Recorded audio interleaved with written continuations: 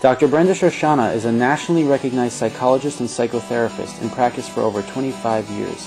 She's a relationship expert on iVillage.com and appears frequently on national television.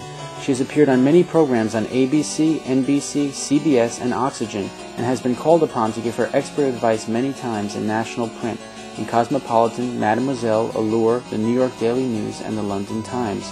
She is author of many best-selling books. Her books have won critical acclaim and major awards and have been translated in many languages around the world. Dr. Shoshanna lives in the New York area.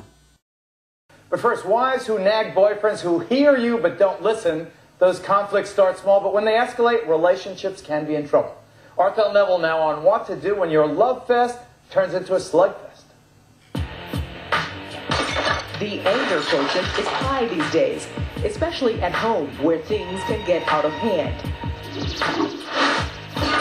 People are enjoying their anger. It's like a dance. They enjoy it. They feed off it. Dr. Brenda Shoshanna is a relationship expert whose book, The Anger Diet, is a crash diet for the emotions aimed at getting us to break with bad old habits.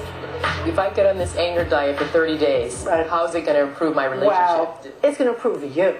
You're going to give up gossiping and lying. You're going to... Oh, come on. Who's going to give up gossip? For one day, for one day. Going ballistic is definitely out. You stop and you breathe, and then you say to yourself, I'm going to put this in the largest possible context. Immediately. Now, can I allow this person to be right for this moment? I have plenty of time to be right later. The anger diet, Dr. Shoshanna says we have to give up long-cherished grudges.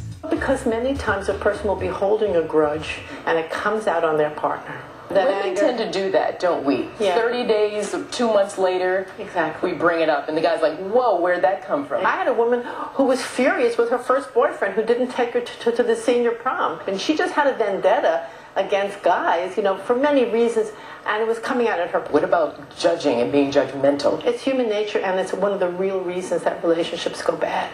And insults? I teach ways of not taking it personally.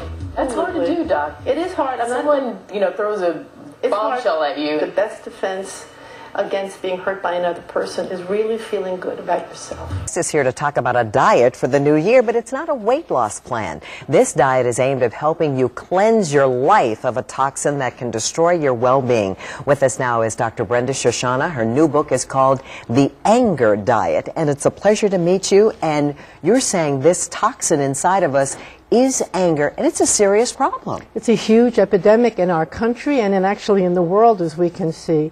And people don't realize how dangerous anger is. It starts small, it builds, it takes over, and we can choose to let it go. In 30 days? I mean, that seems almost impossible. And in fact, it's not just one anger. When you think about anger, I'm mad about something. Right. But you have 24 different forms of anger? Correct. Because what anger does is it camouflages itself. Some anger is direct and obvious. Other kinds go underground, so it infiltrates our life.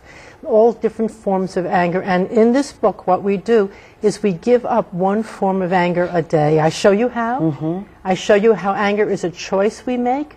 We can choose another way to respond. We must actually choose another way to respond. And I give you antidotes which are so delicious and so wonderful to take that once you start taking them, you're not going to want to go back to being angry. All right, on this daily advice on how to get rid of it, one thing you say is give up grudge. Right. That's day number one.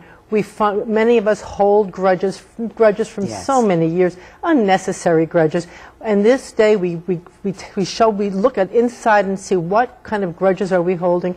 And I give you a way to replace the grudge, to look for the best in that person. What would drive people to behave in such a manner? Is it a situation they're placed in? Is it a lack of training? Is it a lack of good upbringing, lack of morals? What is it? Well, you know, all of us, unfortunately, have a dark side. There's anger, there's fear, there's a desire for power, and there are many things that keep us from acting upon this. There's the society we're in, our standards, our religion, our family, and so many things can also, unfortunately, unleash it. You know, the more we say anger is okay, the more we say that it's fine to express anger, the more that leads to this kind of thing. We never get to peace through anger. Questions are flying at me from the control room, from our camera. And Greg, you wanted to know about whether it's love or dependency, some sort of addiction to another person. How do we know the difference? That's a tremendous question, because many people mistake dependency or attachment for love. And that's why it hurts, because they're dependent. They feel they're not whole. They can't do things on their own. They need that other person to help them get through the night, get through the day. Then if the person leaves, they're devastated. That's dependency. That's coming from a sense of something is missing in me. That's attachment, which in the Zen way of thinking is one of the greatest causes of suffering. I find it interesting when I was reading about your opinions last night that you actually say to couples, try and stick it out and stay together. Yes, I always say that, because it's very easy to leave a difficult situation, but it's wonderful to stay and to try to work through whatever the problems are that cause this, because otherwise you can just leave with bleeding wounds and just take the pain with you, either repeat it in another relationship or not really be able to go forward properly. How much of an issue do you think women, professional women, have in this whole scenario? Tremendous. I mean, I think that it's very difficult, because now men see women as equals, competitors very often. Sometimes women are making more money or doing better at their jobs. And we go back to the issue of male identity, and for a man to feel successful and to feel good about himself as a male, believe it or not, men have to feel in charge and in control and as if they're very valued and needed. And many men don't feel needed in the way that they used to by women. I have done so many interviews with authors on books that seem to place the burden of relationships and why they go wrong on the women's shoulders. And so off the bat, I just look at this on a cursory perspective and see it says why men leave. It makes me think, okay, well, is this yet another woman self-help book, and when are men going to take responsibility for some things? Right, it's just the opposite of that. I'm glad you asked that. I really am, because this book, it was written because women are always blaming themselves and saying, it's my fault, it's my responsibility.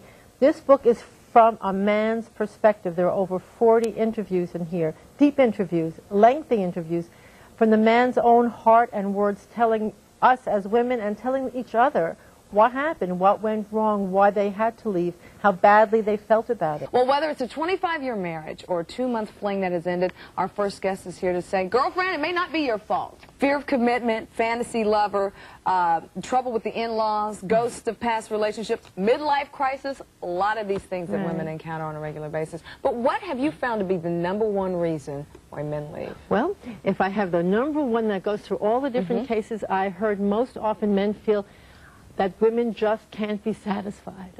It's too hard, too much work. No matter what they do, no matter how hard they try, they don't get that praise, they don't get that acknowledgement. They're scared. I mean, women don't realize how much men need to be acknowledged and to say thank you. I've got a great quote that will sum it up, because I know we're short of time. It says this, it says, love is wanting for the other what they want for themselves, even if you might not be the one able to give it to them.